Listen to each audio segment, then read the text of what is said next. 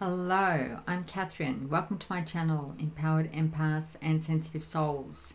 So I definitely relate to being a empath and sensitive soul, and that is why I created this channel to talk about some of the things that I've experienced on my journey, some things I've learned, to share some tips, to share insights, to share my story, just to share, just to connect. So as in a sense, to create a community where we can share the experience that's unique for each of us, but has some commonalities of, living as an intuitive empath, as a sensitive person. Because we can feel at times a bit, different, isolated, things like that. So I think it's important to have a space where we can connect with others who have similar experiences and realize, hey, I'm not the only one that has these type of experiences, that feels like this. It's very normalizing and grounding to realize that there's so many more people in the world that experience things that you do.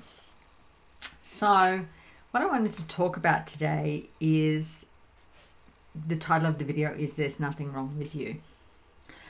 I made this video to talk about this topic because as sensitive people, as intuitive empaths, living in a world where most people are not intuitive empaths and sensitive people, you may have at times received a message, internalized a message from people around you, or just decided or felt that there was something wrong with you, just because you're intuitive empath and sensitive, and the ways that you experience the world, the ways that you perhaps need to live to look after yourself, that's different from people around you. So you may have felt that there's something wrong with you, and that's not a great message to be telling yourself. So the thing about being an empowered empath is starting to become aware of how we may have internalized, we have an opportunity to become aware of how we may have internalized other people's opinions and about us, and to begin to change what we tell ourselves and how we respond in the world, so as we feel more empowered. So I wanted to talk about some of the situations that can contribute to feeling that, common situations, that there's something wrong with you. So there's some of the things that you might have experienced that are fairly common experiences are being told you're too sensitive to toughen up, or some version of that. That might have been growing up, at school, even as an adult, in your job, in a relationship. I think I've heard that message quite a few times. You're too sensitive. As if it's wrong to be, it's better to not be sensitive. That person's opinion is it's better not to be sensitive. That is their opinion. They're entitled to that opinion, but that doesn't make them right. That doesn't make it better to be sensitive or not sensitive. So too sensitive is relative. It's someone's opinion. And yes, so another common experience is being told that it's not normal to need so much alone time or downtime, that there's something wrong with that, or wrong with you is implied too. So as sensitive people, as intuitive empaths, to process information, to settle our nervous system, so as we're not stressed and overloaded, we actually do need more alone time, more downtime than people that are not sensitive. It's actually a physiological fact. And It's how our system works to stay healthy and look after ourselves. I'll go into that more about the more scientific side of this. But yeah, that's one of the common experiences. Being told that you're imagining things, that it's all in your head because you might feel things. You might pick up information, or you might walk into a room and feel something feels wrong. You'd be told, oh, you're imagining it, it's all in your head. Again, someone's opinion that it can have because they're not feeling that and experiencing it. Therefore, it can't be true that you are experiencing that, making the sensitive person, the intuitive empath, wrong because they're having a different experience. And over time, these type of messages can have the effect of making us not trust ourselves, making us doubt ourselves. I see this so commonly. I teach people to develop, one of the things I do is teach people to develop their gifts and their intuition, and not trusting yourself is so common. It's something that I had to navigate in my journey too, that I've had to navigate in my journey, and I see it commonly. People have to navigate it. Why? Because we've been told, oh, you're imagining it, that's not, you're making that up, that's not true, that's not real. According to who? According to someone else's view of the world. So from the perspective of an empowered empath, beginning to recognize that you have your experience and that's valid, your perception, and you probably pick up a lot of things that most people don't pick up, feel things, and just because other people don't pick them up and experience the world in that way doesn't make them not true. So beginning to listen to yourself more, to trust yourself, to validate yourself more, can be really helpful and empowering. Feeling like you don't belong, feeling like you're different and don't belong. Again, because most people are not intuitive empaths and sensitive people. Many of us can grow up feeling different in our families, at school, and it doesn't feel good. So we decide we're different and that's not a good thing. So we try to be normal, be like other people, potentially often in fact shut down our gifts, and just shut down the sensitivity, just try and be like other people, be normal so as we feel like we fit in. Doesn't tend to work really well. It is a coping mechanism. It can work well in a way because it can make life easier in a way, but then from another perspective, we're shutting down our gifts, our unique way of experiencing the world. We're closing off from that. In a sense, we're closing off from ourselves, and so as we fit in with normal, non-sensitive people. So another option perhaps is to, be around, cultivate relationships and friendships with people that are similar to you, that are, as well as other people who are intuitive empaths. Communicate, share with people that are intuitive empaths and sensitive. So you are affirmed in your sensitivity and intuitive empath experiences, and become more comfortable with just being you. Again, very empowering. Realizing a lot of these things, the way we respond to the world as sensitive people, the messages, how we receive messages from other people, are choice points that we can change how we have responded, how we do respond to the way people interpret our sensitivity, to the way we feel about our sensitivity and intuitive empath abilities, we can realize that it's just the way we are. We can give ourselves positive messages about that. We can realize it's a gift. I mean, there's lots of options there. Feeling something's wrong with you because you're not comfortable in some situations that other people might be comfortable in, for example, in crowds, in certain social situations, in noisy, high stimulation environments.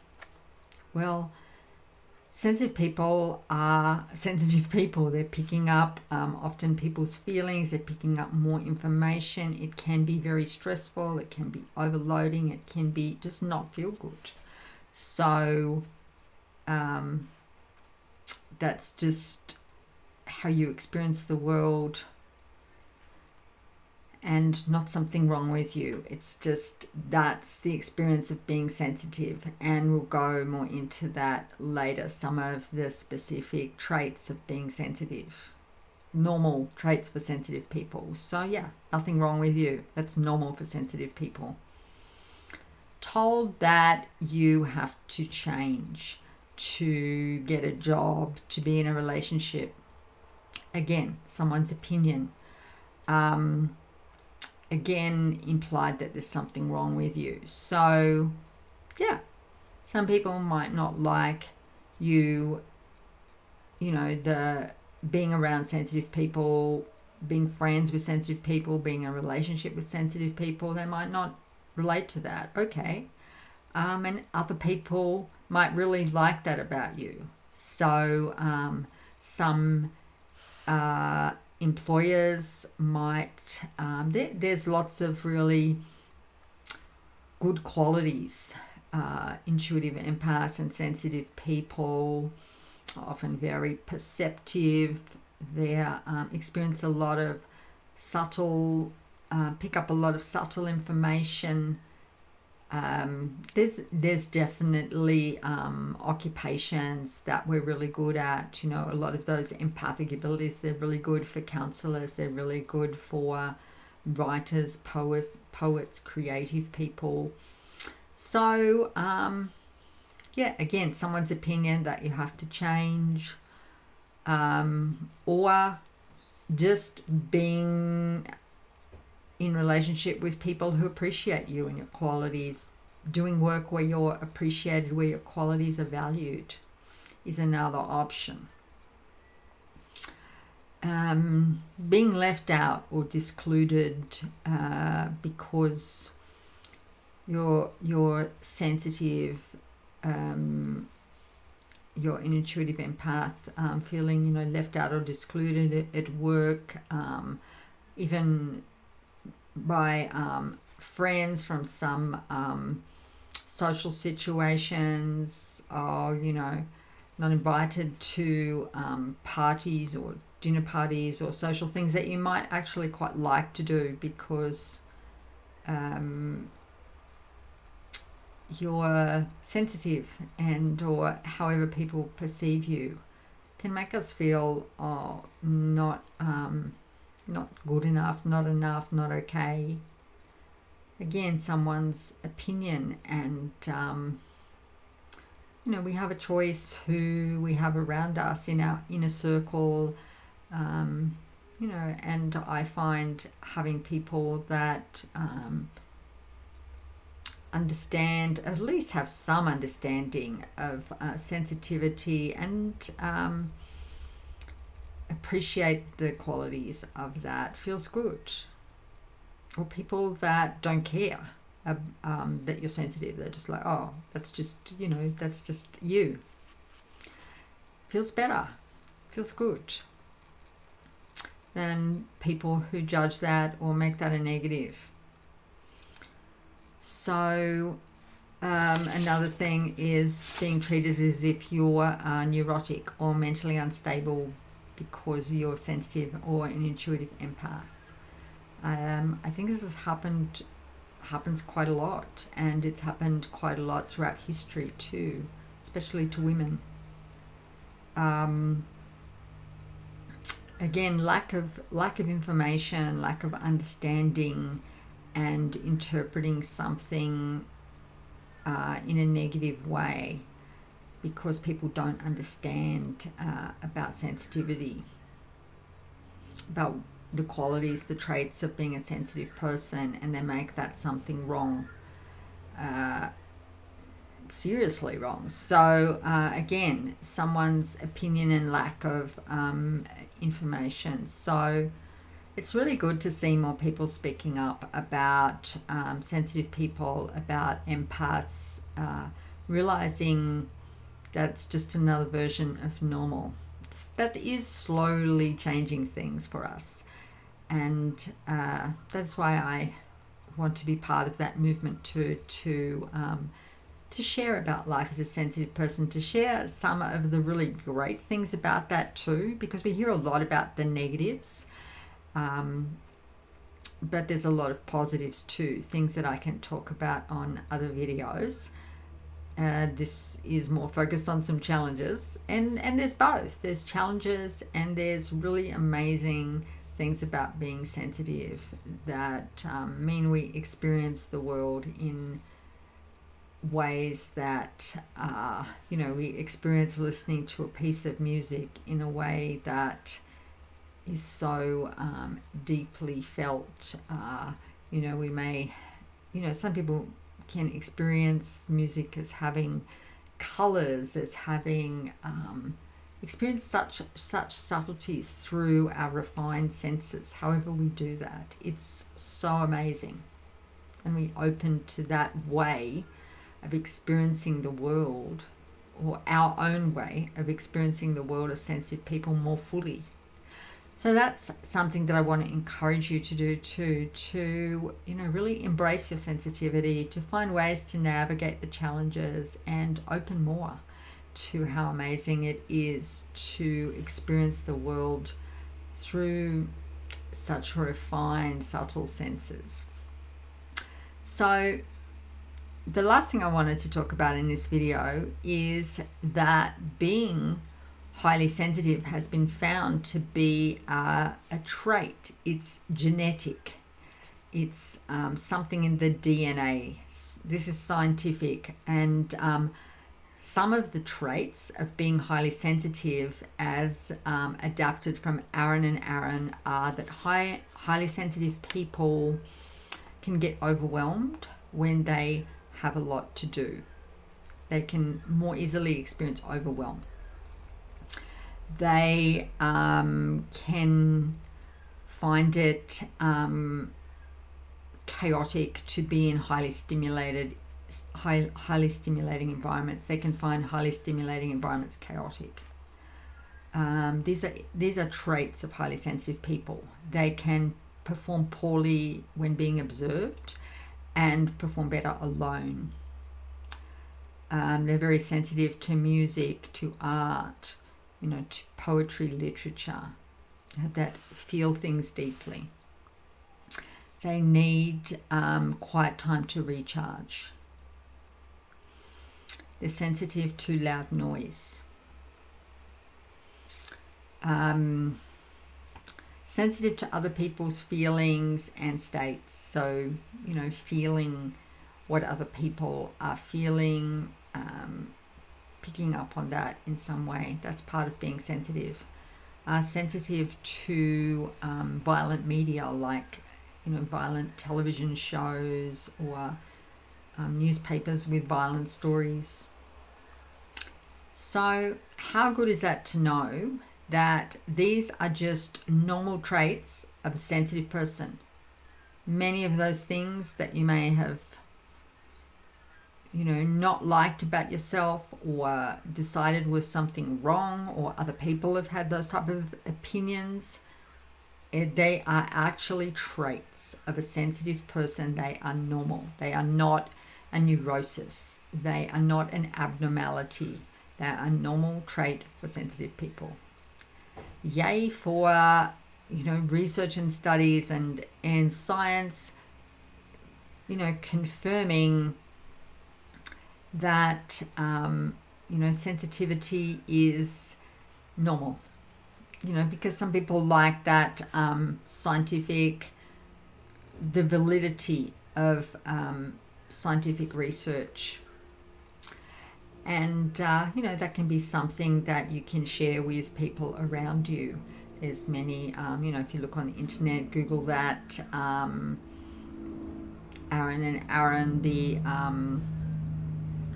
what is it, the highly sensitive scale. You'll find those points and you can share that with people. So that's about all I have to share today, and thank you for watching my video and staying till the end, and I look forward to continuing to share with you. Please do share in the comments, and if there's anything that you'd like me to talk about in the videos, let me know. Thank you.